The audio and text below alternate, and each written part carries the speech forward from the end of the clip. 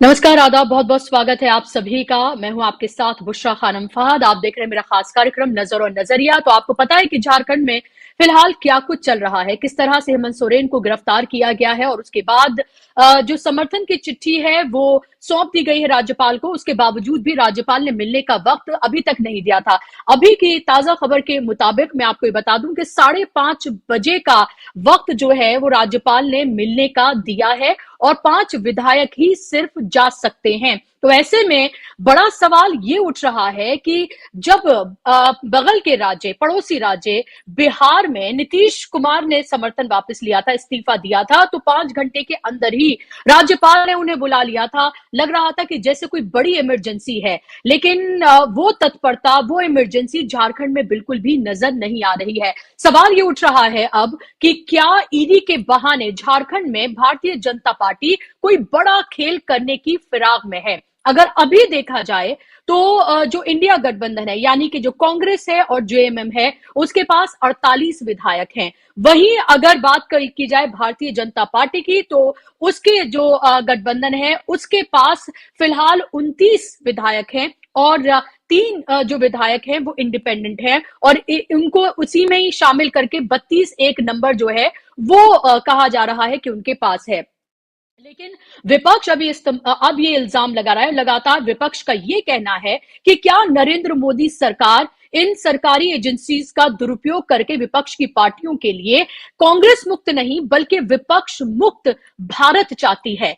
लोकतंत्र की वो हत्या कर रही है, संविधान को वो कुचल रही है और लगातार जो विपक्षी नेता हैं और ईडी का इस्तेमाल करके उनको लगातार परेशान करने की कोशिश की जा रही है। सवाल ये उठ रहा है कि 2 तारीख को अरविंद केजरीवाल को भी ईडी ने जो समन भेजा था, उनको वक्त दिया है 2 तारीख को पेश होने के लिए। तो क्या अरविंद केजरीवाल भी गिरफ्तार हो सकते हैं? क्योंकि यही सवाल हेमंत सोरेन के लिए भी उठ रहा था।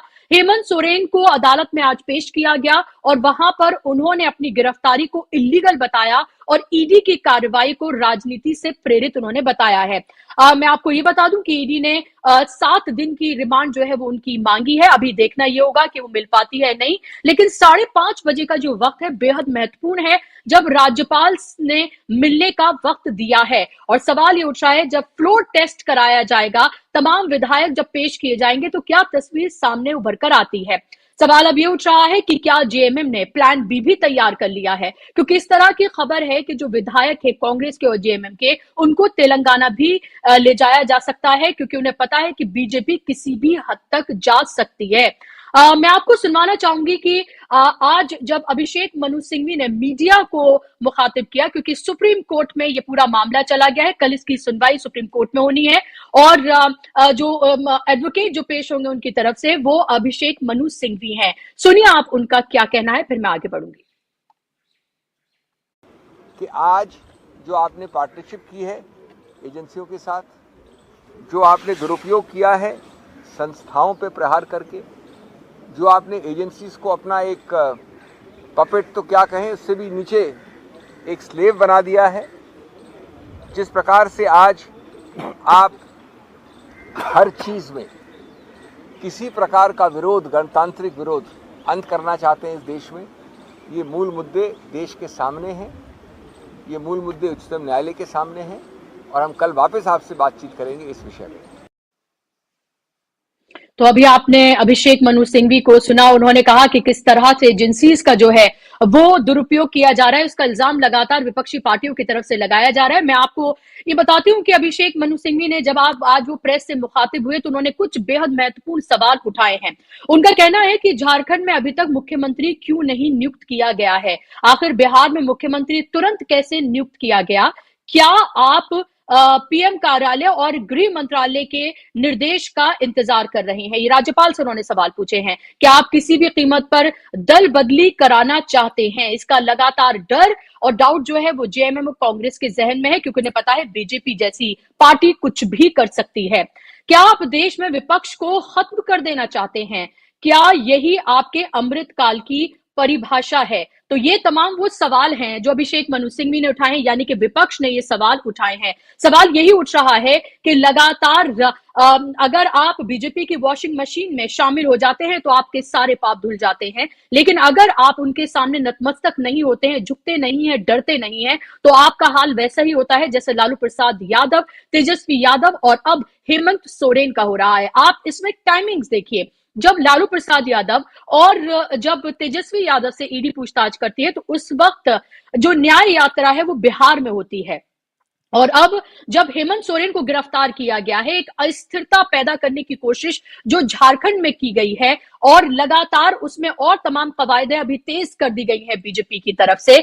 बीजेपी ने अपने विधायक दल की बैठक भी बुलाई है और जाहिर सी बात है उसमें तमाम तरह के जो पॉइंट्स है उनको डिस्कस किया जाएगा, और बीजेपी जाहिर सी बात ये चाहती है कि झारखंड में किसी भी कीमत पर उसकी सरकार बन जाए। जोड़ तोड़ की सरकार बनाने में वो माहिर है। अगर पार्टियां शामिल ना हो तो पार्टियों को तोड़कर उनको दो हिस्सों में बांटकर भी वो अपने में शामिल कर लेती है। महाराष्ट्र का एग्जाम्पल आपके सामने मौजूद है। और अब यहां से जो भारत जोड़ो न्याय यात्रा है वो झारखंड जानी है, तो पूरी की पूरी जो हेडलाइंस हैं वो किस तरह से मैनेज की जाए। और ये मामला सिर्फ इतना छोटा हेडलाइंस मैनेजमेंट तक नहीं है, बल्कि इंडिया गठबंधन को पूरी तरीके से तोड़ना, इलेक्शन से पहले जो विपक्ष के नेता हैं उन्हें जेल में डालना और उनका एक ऐसा चेहरा बनाना कि ये भ्रष्टाचारी हैं, और ये भ्रष्टाचारियों के ये जो पार्टियां हैं उन्होंने अपना एक दल इंडिया गठबंधन जो है, अपना एक अलायंस जो है वो बना लिया है। यही सब करने की कोशिश कर रही है। और ये बार बार ये सवाल जरूर उठ रहा है कि क्या राम भरोसे गाड़ी नहीं चल पा रही है नरेंद्र मोदी की? नरेंद्र मोदी का चेहरे का वो करिश्मा क्या फीका पड़ गया है जो ये सब कुछ करने की नौबत आ गई है, और ये साफ तौर पर लग भी रहा है। इसी पर आज हम चर्चा करेंगे, इसी पर हम बात करेंगे कि क्या विपक्ष मुक्त भारत चाहती है भारतीय जनता पार्टी। जिस तरह से विपक्ष कह रहा है लोकतंत्र की हत्या की जा रही है, संविधान को कुचला जा रहा है, और किस तरह से सरकारी एजेंसीज का दुरुपयोग करके विपक्ष की आवाज को पूरे तरीके से दबाया जा रहा है। संसद के अंदर, संसद के बाहर एक चुने हुए प्रतिनिधि को किस तरह से जेल में डाला जाता है, और जनता का जो जनमत है उसको किस तरह से कुचला जा रहा है, ये इस सबके एग्जाम्पल्स हैं। इसी पर हम बात करेंगे। मेरे साथ खास मेहमान जुड़ गए हैं, इनका तारुफ मैं आपसे कराना चाहूंगी। स्क्रीन पर मेहमानों को लेकर आइए। मेरे साथ दो खास मेहमान आप देख सकते हैं। डॉक्टर सुनीलम जी हैं, किसान नेता हैं, पॉलिटिकल और सोशल एक्टिविस्ट हैं, जाना माना चेहरा हैं। और आनंद कुमार जी हैं मेरे साथ, सीनियर पत्रकार हैं, झारखंड से मेरे साथ जुड़ गए हैं। जनमन की बात के नाम से अपना एक प्लेटफॉर्म भी वो रन करते हैं, जहां आप झारखंड से जुड़ी खबरें उनकी वहां देख सकते हैं, उनका एनालिसिस देख सकते हैं। दोनों मेहमानों का बहुत बहुत स्वागत, इस्तकबाल। सबसे पहले मैं आनंद जी आपके पास ही आना चाहूंगी। अभी झारखंड में स्थिति क्या है? 5:30 बजे मिलने के लिए बुलाया गया है, कैसे देखते हैं आप इसको? अभी क्या घटनाक्रम वहां हो रहा है? बहुत घटनाक्रम तो आपने चर्चा कर दी कि हेमंत सोरेन को ईडी ने पीएमएलए कोर्ट में पेश किया और वहां रिमांड मांगी गई है। अभी उसका फैसला आना बाकी है, कुछ क्षणों में आ जाएगा फैसला, तो आपके पास अपडेट आ जाएगा। दूसरा है कि कल जब मुख्यमंत्री हेमंत सोरेन इस्तीफा देने गए थे राज्यपाल के पास, वहां सत्ताधारी दल के 5 विधायक थे चंपई सोरेन के नेतृत्व में। उन्होंने सब अपना पत्र सौंपा, सरकार बनाने का दावा किया। ये तस्वीरें आपने देखी होंगी कि वहां हेमंत सोरेन भी है, 5 विधायक और हैं। राज्यपाल को क्लेम किया गया था, राज्यपाल ने कॉल नहीं किया। उन्होंने कहा कि मैं पत्र पढ़ रहा हूं, समय आने पर बताऊंगा।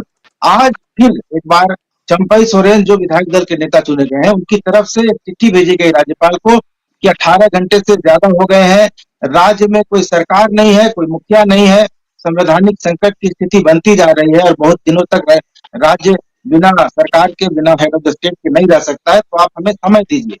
इस पर राज्यपाल ने उनको 5:30 बजे शाम का समय दिया है। 5 लोगों को बुलाया है। अब इसमें राज्यपाल न्योता देंगे या फिर कोई नया पेच लगा देंगे, ये अभी 5:30 बजे मुलाकात के बाद ही समझ में आएगा। लेकिन फिलहाल स्थिति यही है, सरकार नहीं है झारखंड में, झारखंड एक हेडलेस स्टेट बना हुआ है, यहाँ किसी तरह की कोई व्यवस्था नहीं है, तो कैसे चल रहा है राज्य, भी अपना अपने सवाल। जी, बिल्कुल आनंद जी, क्या इस बात का भी डर सता रहा है, क्योंकि लग रहा है कि जेएमएम ने कांग्रेस से मिलकर एक प्लान बी भी अपना तैयार कर लिया है कि अगर फ्लोर टेस्ट से पहले कुछ भी ऐसी स्थिति बनती हुई नजर आती है जोड़ तोड़ की, जिसके लिए बीजेपी माहिर है, तो हैदराबाद ले जाया जा सकता है उन विधायकों को कांग्रेस के और जेएमएम के, ताकि स्थिति हाथ से ना निकले। और अभी तो आंकड़ा सिर्फ बीजेपी के पास 29 का ही है, यानी कि उस जादुई नंबर तक पहुंचने के लिए तो बहुत जुगत करनी है अभी उन्हें। जी, देखिए ये संभावना है, अगर राज्यपाल सरकार बनाने के लिए बुला लेते हैं, उसके बाद वो कुछ समय देंगे, 5 दिन, 7 दिन, 14 दिन, कि आप फ्लोर पर आइए, फ्लोर पर अपना मेजोरिटी प्रूव करिए। और यही आशंका है सत्ता पक्ष को कि अगर विधायकों को छोड़ दिया तो हर कुछ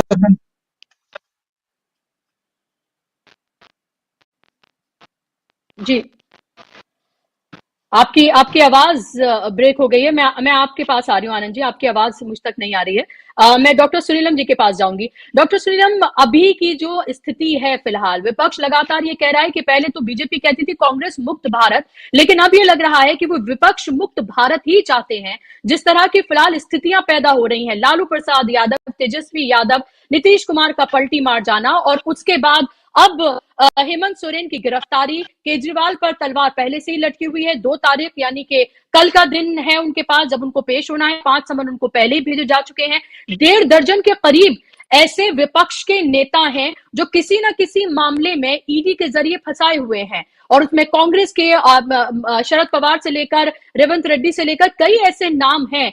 तो क्या विपक्ष मुक्त भारत करके ही राज करना चाहती है बीजेपी, जिस तरह से विपक्ष कह रहा है? कैसे देखते हैं आप इस पूरे मामले को? आपने असल में पूरी बात आपने रख दी है। और विपक्ष मुक्त तो इंदिरा जी ने कर दिया था, सबको जेल में डाल दिया था 19 महीने। तो क्या हुआ, ये पूरे देश ने देखा। फिजिकली एनिहिलेट पूरे विपक्ष को, उसके प्रमुख लोगों को, लाखों लोगों के साथ में हिटलर ने कर दिया था। फिर क्या हुआ आपने देखा, इतने लंबे समय तक अपार्थाइड चला दक्षिण अफ्रीका के अंदर, फिर आपने देखा। तो ये तो हो सकता है कि आप जो कोशिश कर रही है इस समय मोदी सरकार, एक रिंग मास्टर है, वही पूरा से कहते हैं सर्कस चलाने का काम वो कर रहा है कि जिसे चाहे वैसा जो है नचाने की कोशिश 3 एजेंसियों के माध्यम से की जा रही है। लेकिन जो अभी स्थिति बन रही है कायदे से तो स्पष्ट है कि जब एक इस्तीफा हो गया, एक जो मेजॉरिटी पार्टी है उसने जब अपना जो है दे दिया, लिस्ट दे दी अपने एमएलएस की, तो बहुत ज्यादा हो सकता था, उनकी परेड कराई जा सकती थी, उनको बुला करके 1-to-1 बातचीत की जा सकती थी। लेकिन फाइनली तो आपको फ्लोर ऑफ द हाउस के अंदर करना पड़ेगा, क्योंकि विश्वास मत के लिए आपको जो है किसी ना किसी को आपको बुलाना पड़ेगा और आपको अपना विश्वास मत साबित करने के लिए कुछ आपको वक्त देना पड़ेगा। तो अगर सब कुछ ठीक ठाक होता तो ये काम कल ही हो जाना चाहिए था। लेकिन अगर वो अभी तक नहीं हुआ है, इसका मतलब यह है कि दाल में काला है। और दाल में काला जो कुछ होता है उसका सबसे बढ़िया जो रिफ्लेक्शन आता है वो निशिकांत दुबे करते हैं। और निशिकांत दुबे तो जो है वो बार बार एक ही बात ही को कह रहे हैं कि भाई ये तो पार्टी उनकी नहीं है, ये तो पार्टी तो शिबू सोरेन है, 3 बार मुख्यमंत्री रहे हैं, और जो है उनकी तरफ से कुछ क्लेम किया जाने वाला है, फिर भारतीय जनता पार्टी उसमें कुछ मदद करने वाली है, और जो है हेमंत सोरेन की पार्टी को तोड़ने का पूरा प्रयास है। अब इससे बचने का यही तरीका हो सकता है जो हिंदुस्तान के अंदर एक स्टैंडर्ड तरीका बन गया है, और वो स्टैंडर्ड तरीका ऐसा बन गया है, मतलब इससे शर्मनाक बात इस देश के लिए, लोकतंत्र के लिए कुछ नहीं हो सकती कि हम लोग तो ग्राउंड पे देखते हैं, मंडी चुनाव से लेके, जनपद के चुनाव से लेके, जिला पंचायत के चुनाव तक ऐसा ही होता है। बिल्कुल अपने अपने उम्मीदवारों को लेकर के सेफ जगहों पर, फार्म हाउसेस से लेकर के, और कहीं हमारे यहाँ पे शिरडी ले जाते हैं, अलग अलग जगह पर ले जाने का काम किया जाता है ताकि उन्हें सुरक्षित रखा जा सके। मतलब पॉलिटिक्स किस लेवल के ऊपर है, और ये पूरे देश की स्थिति है। और हम लोगों ने ये देखा है कि जो काम किया है खुद मतलब ये सब तो इसके रिंग मास्टर तो अमित शाह हैं, और वो जो कुछ करते हैं तो कम से कम 9 राज्यों में तो कर चुके हैं, अब ये 10वां राज्य होगा, है ना। अगर जो है यहाँ पर वो जो चाहते हैं करना, तो उनका ये ऑपरेशन होगा, तो उसके अंदर कोई मतलब पूरी तरीके से जिसे कहा जाए निर्लज्जता है कि मतलब जो चाहेंगे, जैसे चाहेंगे, जब चाहेंगे तब वो करने का काम करेंगे, और जिसको चाहेंगे उसको गिरफ्तार वो कर लेंगे। तो आपने जो आशंका व्यक्त की है, और ये आशंका बहुत पहले से व्यक्त की जा रही है कि अरविंद केजरीवाल को ही भी जेल में भेजा जाएगा, उनकी पार्टी को ही लिक्विडेट करने का काम, क्योंकि ये तो सब लगातार उनका प्रयास चलते ही रहता है। आपको मालूम है अरविंद केजरीवाल कई बार बोल चुके हैं कि भाई दिल्ली में उनकी पार्टी के लोगों को खरीदने की कोशिश हो रही है, होती रही है, अब पंजाब के अंदर भी यही चल रहा है। लेकिन अगर जो है नहीं खरीदे जा सके, अगर विधायक नहीं खरीदे जा सके हैं, तो फिर उनके ऊपर ईडी आईडी और वो सब जो कुछ चलता है वो चलाने का प्रयास हो रहा है। तो इसलिए ये वाली बात तो तय है कि हेमंत सोरेन को अपनी पार्टी के सब लोगों को सेफ जगह पर तो पहुंचाना पड़ेगा, और जब राज्यपाल जो है वो विश्वास मत के लिए समय देंगे, है ना, और जो है जो बड़ी पार्टी तो उन्हें बुलाना ही पड़ेगा। वो 5 एमएलए के साथ में कोई जाकर के आगे लिख के दे दे तो उसे तो बुलाया नहीं जा सकता किसी भी तरीके से। अगर बुला भी लिया जाएगा तो वो कोर्ट के अंदर स्टैंड नहीं करेगा, आपको मालूम ही है। तो बुलाना तो इनको ही पड़ेगा। अब ये है कि विश्वास मत के समय यही होगा कि ये सब विधायक जो ले जाए जा रहे हैं, ये सबको एक साथ लाया जाएगा, इनका वोटिंग कराने का काम किया जाएगा। तो प्रयास तो पूरी तरीके से जारी है, लेकिन असल में सबसे बड़ा संकट ये है कि जब आप कॉन्स्टिट्यूशन को नहीं मानते, आप जो परंपराएं हैं उसको नहीं मानते, जो प्रावधान हैं आप जब उसको नहीं मानते, तो इनसे निपटने के लिए क्या किया जाए, ये एक सबसे बड़ा सवाल है। और मुझे लगता है कि इनसे निपटने का काम जनता के माध्यम से ही होना चाहिए। मतलब अगर आप कुछ को आपको लगता है कि आप मैनिपुलेट कुछ कर लोगे और अपने लोगों को बचा लोगे, तो लोगों को इस बात का सबक सीखना चाहिए। शिवसेना से ज्यादा जिसे कहा जाए हाई कमांड वाली सेंट्रलाइज्ड पार्टी कोई दूसरी नहीं थी देश के अंदर। हमने उसको देखा है, आप सब लोगों ने देखा है, बाल ठाकरे का जो जलवा है वो देखा है। लेकिन क्या हुआ, एक मतलब छोटे से आदमी ने किस तरीके से पूरी की पूरी पार्टी को साफ कर दिया। और फिर उसके बाद में माना जाता था हिंदुस्तान के सबसे बड़े अनुभवी और सबसे बड़ा जिनको कॉर्पोरेट का भी समर्थन प्राप्त है, उनका नाम है शरद पवार, उनकी पार्टी को खलास कर दिया। तो मेरा मतलब ये है कि ये भी एक अपोजिशन के सामने और इन पॉलिटिकल पार्टीज के सामने एक बड़ा सवाल है कि इन परिस्थितियों से निपटा कैसे जाए। मुझे लगता है इससे निपटने का एक ही तरीका है कि आप जनता को कॉन्फिडेंस में लीजिए और जनता के साथ में आप सड़क पे उतरने का काम करिए। आप कितना भी बचाने की कोशिश करेंगे वो बच नहीं पाएगा, लेकिन फाइनल राउंड के अंदर तो चुनाव तो कराने ही पड़ेंगे। अब ये हो सकता है राष्ट्रपति शासन लगाने का भी एक है हथियार, है ना, कि अगर ये भी मतलब जो लोग हैं, मैंने पहले भी शायद आपके यहाँ पर कहा होगा कि मतलब आपने जैसे देखा था बिहार के अंदर जो कुछ हुआ था, तेजस्वी यादव मतलब 12-15 का डिफरेंस था और पूरा का पूरा मैनिपुलेट करके जो है वहां पर बिहार में चुनाव हुआ। तो चाहते अगर वो उनके कार्यकर्ता को अगर वो सड़कों पे उतार देते, लॉ एंड ऑर्डर की सिचुएशन बन जाती, मतलब वो उस समय वो कुछ कर सकते थे। या अखिलेश यादव को जैसे रोका गया था, वो भी अगर जनता को उतार देते तो कुछ कर सकते थे। लेकिन सबको यही लगता है कि इस परिस्थिति का फायदा उठा करके और अगर वायलेंस बड़े लेवल के ऊपर स्टेट के अंदर करा लेते हैं, जो कि ये लोग उसके मास्टर हैं, तो फिर पूरी चीज हाथ से निकल जाएगी, है ना। तो इसलिए जो है वो कोशिश करते हैं कि भाई मॉब के बीच में बात ना जाए, हम पार्टी के लेवल के ऊपर ही इसे निपटाने की कोशिश करें।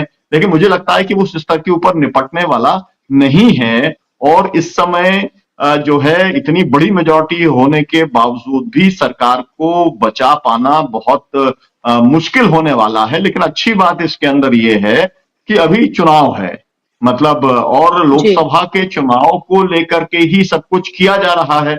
क्योंकि मुझे ऐसा लगता है कि कोई सरकार 2, 4, 5, 6, 7, 10 सरकारें कहीं स्टेट में रहे तो उससे बीजेपी को, नरेंद्र मोदी, अमित शाह को, संघ परिवार को कोई फर्क नहीं पड़ता।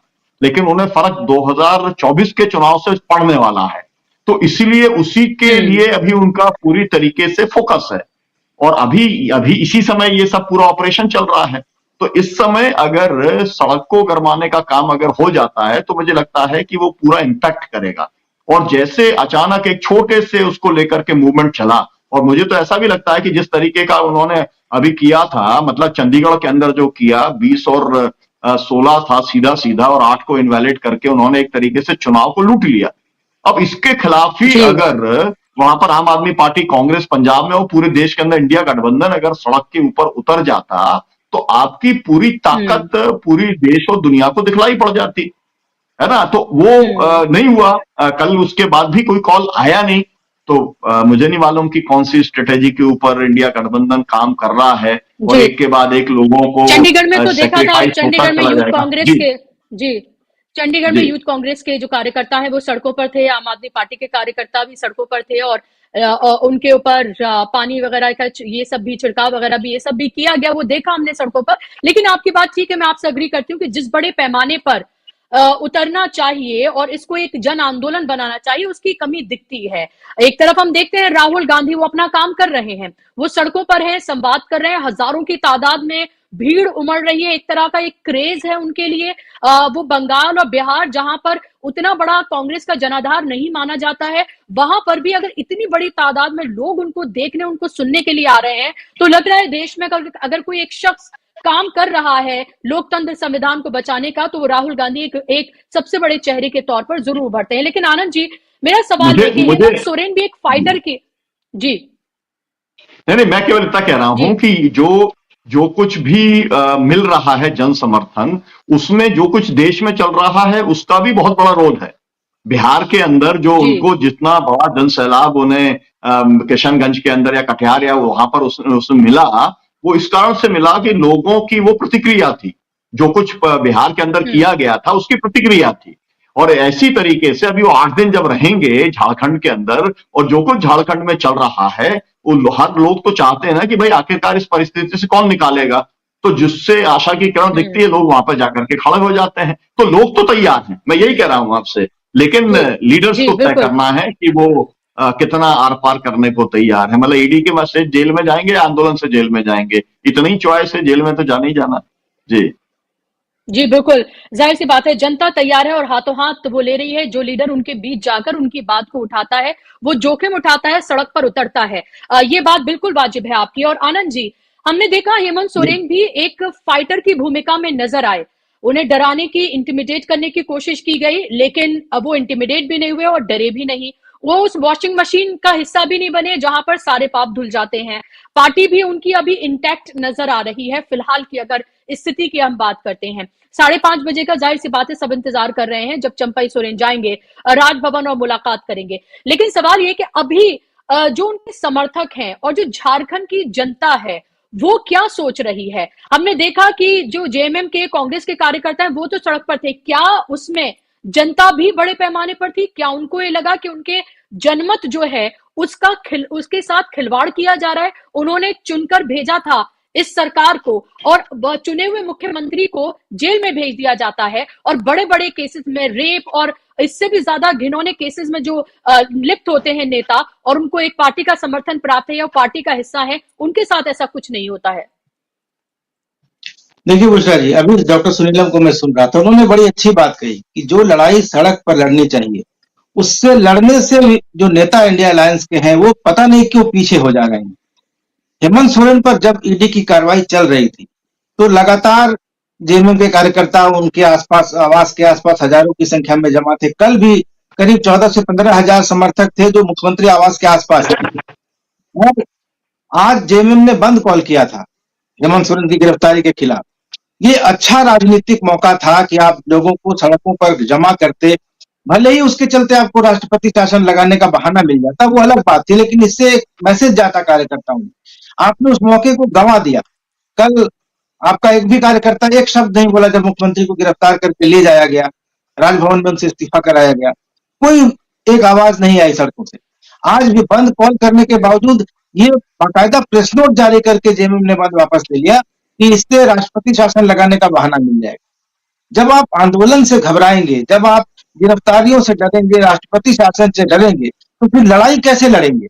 एक तरफ आपके सामने एक ऐसा दुश्मन है जो कोई खेल का नियम नहीं मानता है, तो आपको भी उसी दायरे में आना होगा। उसके मुकाबले के लिए कुछ ना कुछ जो राजनीतिक नैतिकता है जब एक तरफ से त्याग दी जाएगी, तो उसकी लड़ाई लड़ने के लिए आपको जनता के पास जाना होगा, आपको लाठी खाने के लिए तैयार रहना होगा। यहीं पर लोग मार खा जाते हैं। हेमंत सोरेन 27 जनवरी तक बहुत अच्छा मुकाबला कर रहे थे, बहुत अच्छी पोजीशन में थे। 27 जनवरी को दिल्ली जाने के बाद जब वो गायब हो गए, किन्हीं कारणों से गायब हो गए, नहीं मिले, कहीं चले गए, लेकिन इससे मौका मिला उनकी एक भगोड़ा टाइप की छवि बनाने का। जो उनका विपक्षी था, जो बीजेपी के लोग थे, उन्होंने इस तरह से प्रचारित किया जैसे मुख्यमंत्री कोई बहुत बड़ा कार्य कर दिए और वो गायब हो गए, जैसे नीरव मोदी और विजय माल्या भाग गए थे इंडिया छोड़कर। इस तरह से मौका नहीं दिए। दूसरी बात यह है कि हेमंत सोरेन दिल्ली से रांची, उन्होंने जो आज वीडियो वायरल हो रहा है, जो आपने भी दिखाया, वो रिकॉर्ड किस दिन हुआ? 30 जनवरी, 30 जनवरी को ये वीडियो रिकॉर्ड हुआ। उस दिन अंदेशा जताया कि मुझे गिरफ्तार किया जा सकता है, मुझे जेल भेजा जा सकता है, तमाम बातें उन्होंने कही। उसी दिन विधायक दल के नेता का चुनाव हो गया। हेमंत सोरेन अगर उसी दिन राज्यपाल के सामने जाते, अपना इस्तीफा देते और नए विधायक दल के नेता की शपथ करा देते और अगले दिन ईडी उनको पूछताछ के बाद गिरफ्तार करता, तो भी एक सरकार एग्जिस्ट करती। राज्यपाल को ये करने का बहाना नहीं मिलता कि एक जब मुख्यमंत्री था तब आपने नया विधायक दल का नेता कैसे चुन लिया, जब एक मुख्यमंत्री एग्जिस्ट कर रहा है। तो अब इन्हीं चीजों पर मामले को खींचा जा रहा है। मुझे लगता है कि राज्यपाल 5:30 बजे जो मिलने वाले हैं, इन सब चीजों पर डिस्कस करेंगे और दोबारा ये कह सकते हैं कि आप दोबारा नेता का चयन कीजिए, विधायक दल के नेता का, या फिर हो सकता है कि चंपई सोरेन को शपथ लेने के लिए बुलाएं। लेकिन जो बातें अभी सुनीलन जी कर रहे थे, निशिकांत दुबे जी का भी नाम उन्होंने लिया, भारतीय जनता पार्टी सोरेन परिवार को तोड़ने की कोशिश करेगी और ये निशिकांत दुबे के बयानों से लग रहा है। जिस तरह से वो शिबू सोरेन का नाम ले रहे हैं, कह रहे हैं कि वे अपने बेटे बसंत सोरेन को बनाना चाहते हैं। हेमंत सोरेन चाहते तो बसंत सोरेन का नाम आगे कर सकते थे, अपनी पत्नी का नाम आगे कर सकते थे, लेकिन ये दाग उन पर न लगे कि परिवारवाद के पोषक हैं हेमंत सोरेन, इसलिए उन्होंने अपने विधायकों में से एक नेता का नाम प्रपोज किया। और पहले जो बीजेपी परिवारवाद का आरोप लगा रही है, लालू पर लगाती है, मुलायम सिंह यादव के परिवार पर लगाती है और शिबू सोरेन के परिवार पर लगाती है, अब परिवार से किसी का नाम आगे नहीं करने पर वही बीजेपी कह रही है कि अब शिबू सोरेन चाहते हैं कि बसंत सोरेन बनते, लेकिन दूसरे का नाम आगे कर दिया गया। तो अब ईडी अब एक बार फिर एक्टिव होगी, क्योंकि बसंत सोरेन भी माइनिंग वाले केस में उनकी भी कंपनी इन्वॉल्व थी। स्ट्रेटेजिक कारणों से उनको टारगेट नहीं किया जा रहा था। बसंत सोरेन और हेमंत सोरेन की भाभी Sita Soren horse trading case में, राज्यसभा के केस में सीबीआई इंक्वायरी पर है। कांग्रेस के 2-3 विधायक हैं जिन पर ईडी की जांच चल रही है। झारखंड मुक्ति मोर्चा के कुछ ऐसे विधायक हैं जो नाराज चल रहे हैं हेमंत सोरेन की भाभी और भाई के अलावा। लोबी नेमरम बहुत पहले से जो जिन्होंने पत्थर खनन का मामला सबसे पहले उठाया था, वो है। एक और बिशुनपुर के विधायक है कमला लिंडा। तो इनके अपने कुनबे में भी कुछ असंतोष है। दूसरा, कांग्रेस का जो कुनबा है जिसमें 17 विधायक है, 4 मंत्री हैं, बाकी 13 विधायक हैं जो इन मंत्रियों की ठसक देखकर, इनका आन बान शान देखकर थोड़ा खून का घूंट पी के रहते हैं कि हमको कुछ मिला नहीं, जो सारा मलाई है ये लोग ले रहे हैं।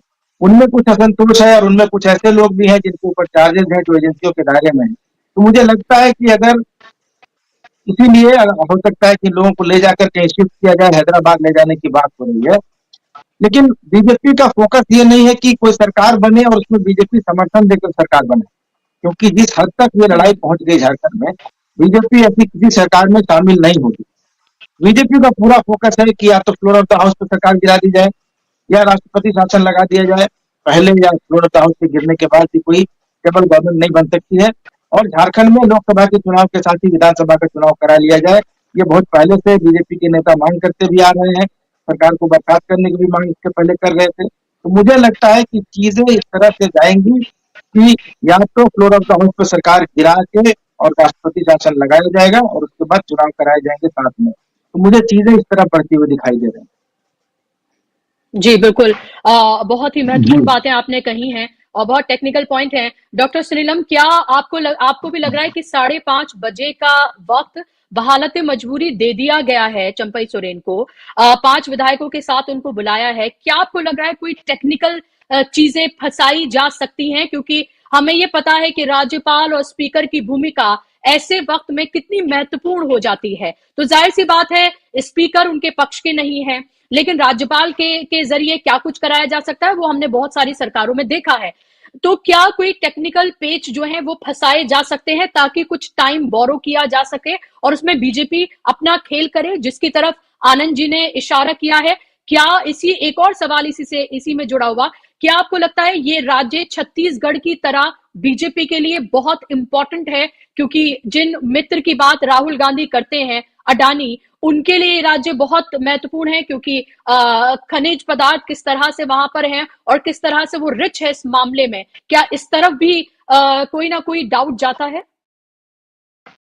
सीधा सीधा डाउट जाता है। आप नाम नहीं ले रही हैं, लेकिन वो अडानी हैं जिनके सबसे ज्यादा स्टेक्स हैं।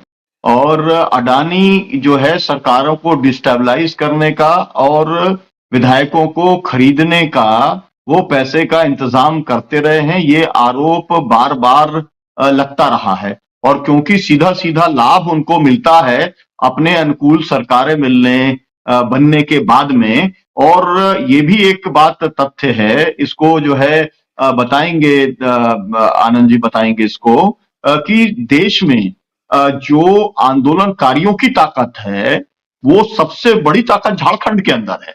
मतलब जितने एमओयूज हुए, उन एमओयूज को सरकार अपना पूरा माइट लगा करके जो है वो लागू नहीं करवा पाई। इतनी ताकत आदिवासियों में है, इतनी ताकत वहां के जन संगठनों के अंदर है। और इसीलिए अडानी जैसे लोग जो है वो चाहते हैं कि हमारे अनुकूल सरकार बन जाए, ताकि जो भी कुछ जो आपने बात कहा, सीधे सीधे जो है खनिजों के जितने स्रोत हैं, जितने भंडार हैं, उसके ऊपर वो मोनोपोली अपना कायम करना चाहते हैं। काफी जगह पे कर चुके हैं, बचे वाले जगह पर करने पे तत्पर हैं, क्योंकि उन्हीं का प्रतिनिधि जो है वो बैठा हुआ है दिल्ली के अंदर राज करने के लिए।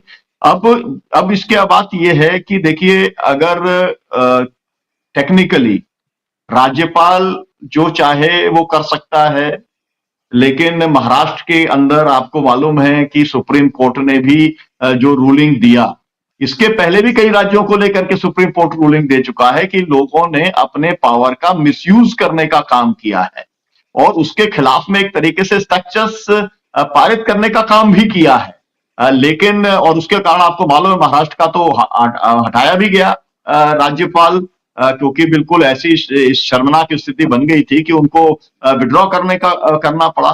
तो करने को तो वो जो भी चाहे, जैसा भी चाहे फंसा सकते हैं। लेकिन अभी जो है, अभी मुख्यमंत्री जो थे हेमंत जी, उनको 1 दिन की न्यायिक हिरासत में भेज दिया गया है। तो 1 दिन के लिए भेजा गया है।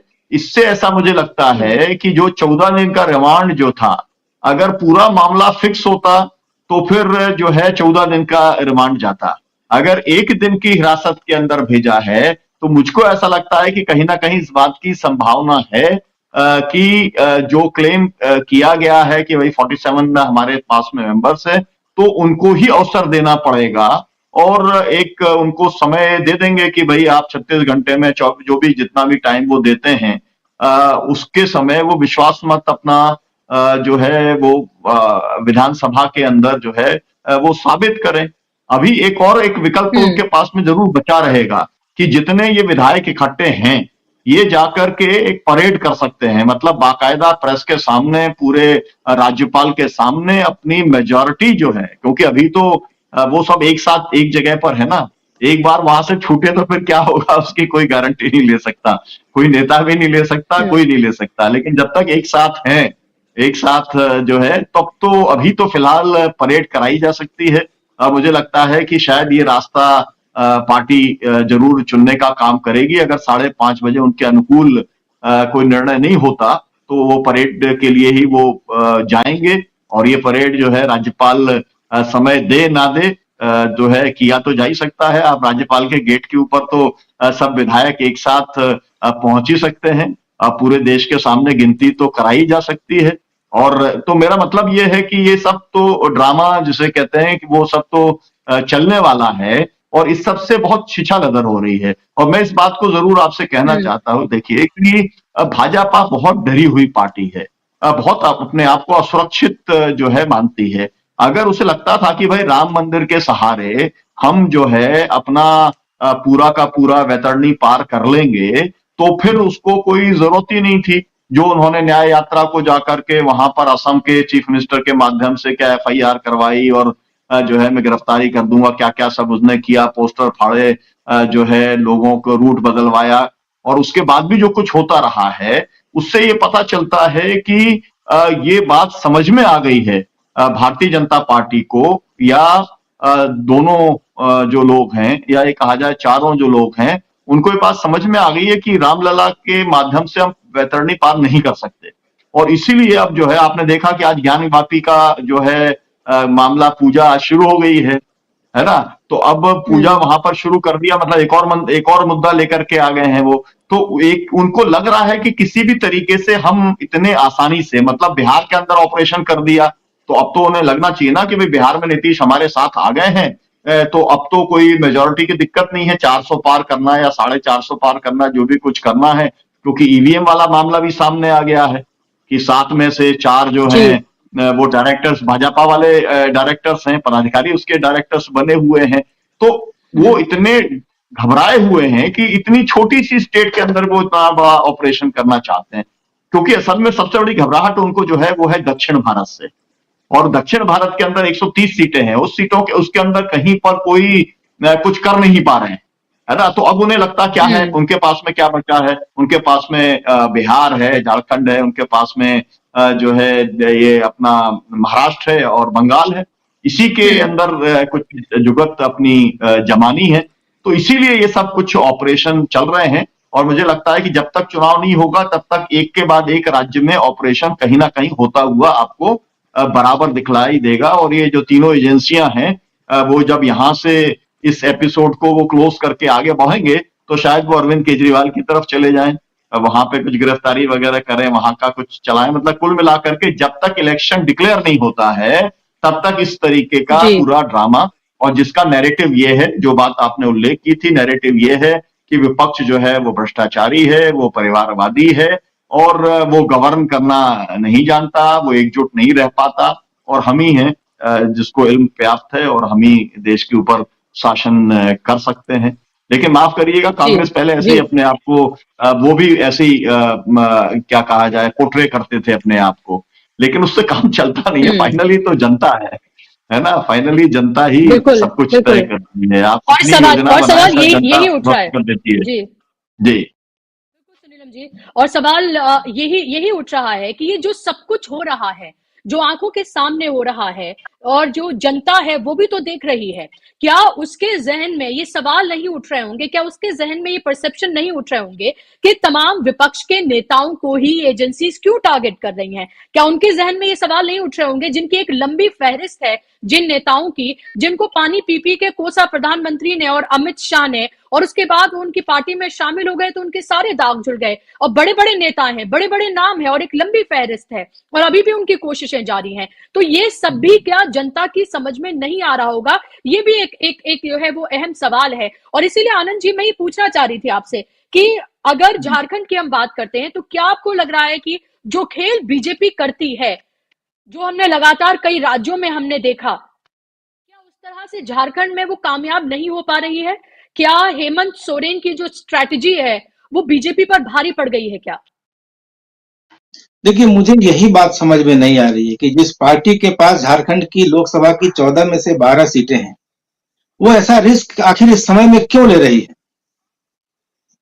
बीजेपी के पास यहाँ रिस्क है हेमंत सोरेन को गिरफ्तार करने पर, क्योंकि आदिवासी बहुल इलाका है, 26% आदिवासी हैं, 15% मुसलमान हैं। आदिवासियों में बड़ी संख्या उनकी है जो कन्वर्ट हो चुके हैं, ईसाई बन चुके हैं। वोट बैंक अगर एक साथ मिल जाता है गठबंधन का, तो बीजेपी नहीं टिकेगी। बीजेपी को 2019 के चुनाव में, लोकसभा के चुनाव में 51 दशमलव कुछ प्रतिशत वोट मिले थे, और इस वक्त राम मंदिर की लहर के बाद भी ये अलायंस हेमंत सोरेन का बहुत मजबूत था। बीजेपी को सिर्फ ये लग रहा है कि इस अलायंस के पास हेमंत सोरेन के नाम पर ही इकलौता नेता है जो कांग्रेस का, जेएमएम का या बाकी दूसरे दल का।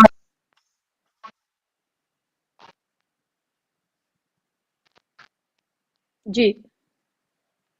आपकी आवाज एक बार फिर से चली गई है आनंद जी। मैं आपके पास लौट रही हूँ। आप रिजॉइन कर लें। मैं आपसे ये सवाल एक बार आप बात करके देखें, शायद आपकी आवाज मुझ तक आए। आनंद जी, ये इसी सवाल का जवाब मैं आपसे लूंगी, क्योंकि बेहद महत्वपूर्ण सवाल है और आप इसका बेहतरीन जवाब आप दे पाएंगे। लेकिन मैं आपसे ये जानना चाहूंगी, डॉक्टर सुनीलम जी, अभी की हाँ बोलिए। स्थितियां जो फिलहाल बता रही हैं जी। आनंद जी, क्या आप आवाज मुझे आ सुन गई पा रहे शायद, आवाज आ गई। हैं? जी जी जी, आवाज जी आ जी गई। जी जी जी जी, आप जवाब दें। तो मैं कह रहा था कि बीजेपी को यहाँ पर मिलना कुछ नहीं है, उसको नुकसान ज्यादा होगा। रिएक्शन की जो बात आपने कही कि लोग, जनता देख रही है या नहीं देख रही है, जनता तो सब कुछ देखती है, लेकिन जनता को एक ऐसा लीडर चाहिए जो उसकी दबी हुई आवाज को स्वर दे, लोगों तक पहुंचे कि जनता आखिर किसी के पीछे तो जाएगी। जनता तो अराजक नहीं है, सड़कों पर उतर जाएगी तो अराजकता फैलेगी। उस जनता को एक दिशा दिखाने के लिए एक नेता होना चाहिए, और हेमंत सोरेन इकलौते ऐसे नेता हैं अभी फिलहाल इंडिया अलायंस के पास जो सबको एकजुट करके रख सकते हैं। सर्वमान्य नेता शिबू सोरेन है, लेकिन शिबू सोरेन अब इतने, उनकी उम्र हो गई है, जैसे लालकृष्ण आडवाणी जी हो गए हैं, बिल्कुल ज्यादा सोच विचार नहीं कर पाते हैं, ज्यादा एक्टिव नहीं है, और लीडरशिप अब उनकी जो क्षमता है वो उतनी अच्छी नहीं रह गई है। लेकिन हेमंत सोरेन अकेले ऐसे नेता हैं जो सबको साध के, सबको बांध के, सबको साथ लेकर चलते हैं। हेमंत सोरेन को गिरफ्तार करने का या एजेंसियों के माध्यम से उनको कानून के दायरे में लाने का सिर्फ यही मकसद है कि अगर रथ का घोड़ा हटा लिया जाए तो रथ चलेगा नहीं। तो यही एक सबसे बड़ी जो वजह है मुझे दिखाई दे रही, क्योंकि राम मंदिर का मुद्दा 2-4 दिनों का मुद्दा था, और ऐसा नहीं था कि जो हिंदू विपक्ष में बैठे हैं, भारतीय जनता पार्टी के समर्थक नहीं है, वो राम मंदिर के मुद्दे को लेकर इनके पाले में आ जाएंगे। ऐसा कम होता है, ऐसा कुछ प्रतिशत लोग ऐसा शिफ्ट हो सकते हैं, लेकिन मेजोरिटी जो बीजेपी झारखंड का जो सामाजिक समीकरण, उस सामाजिक समीकरण में राम मंदिर कोई बहुत प्रभावी मुद्दा नहीं था।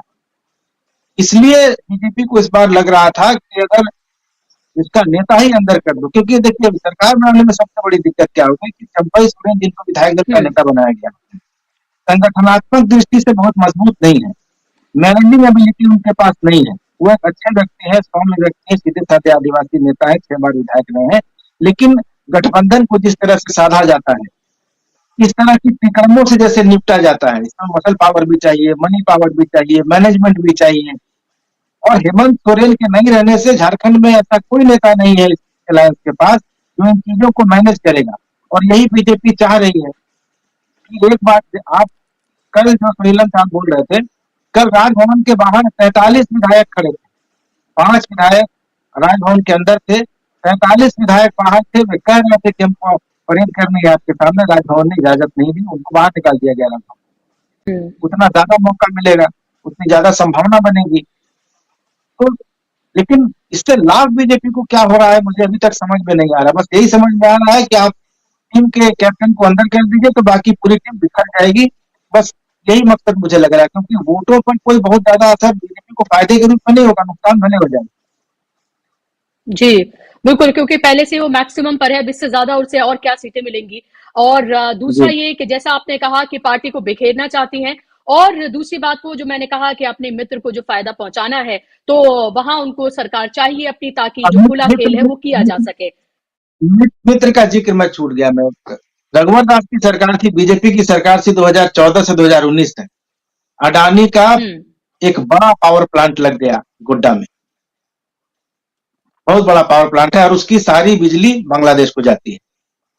झारखंड का कोयला आपको मालूम है, 3/4 भारत झारखंड के कोयले से ही बिजली बनाता है और देश रोशन होता है।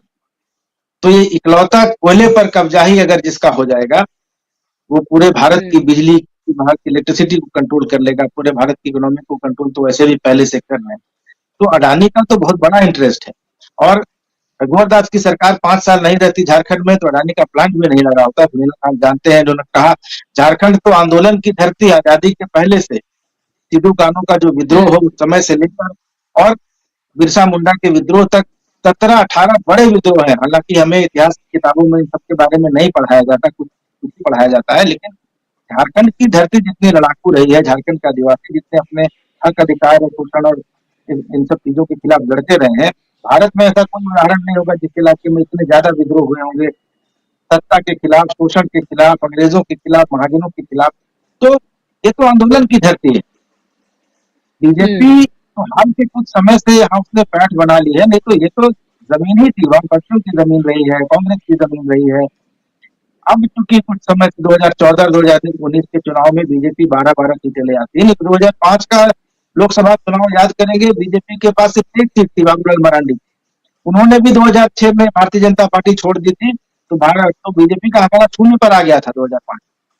उसके पहले 2008 में इनके पास 8-9 सीटें। तो मोदी के आने के बाद थोड़ी सीटें बढ़ी है, लेकिन अभी बहुत जो प्रतिक्रिया थी, अभी भाजपा के पक्ष में माहौल बिल्कुल झारखंड में अनुकूल नहीं है, न सामाजिक समीकरण अनुकूल है।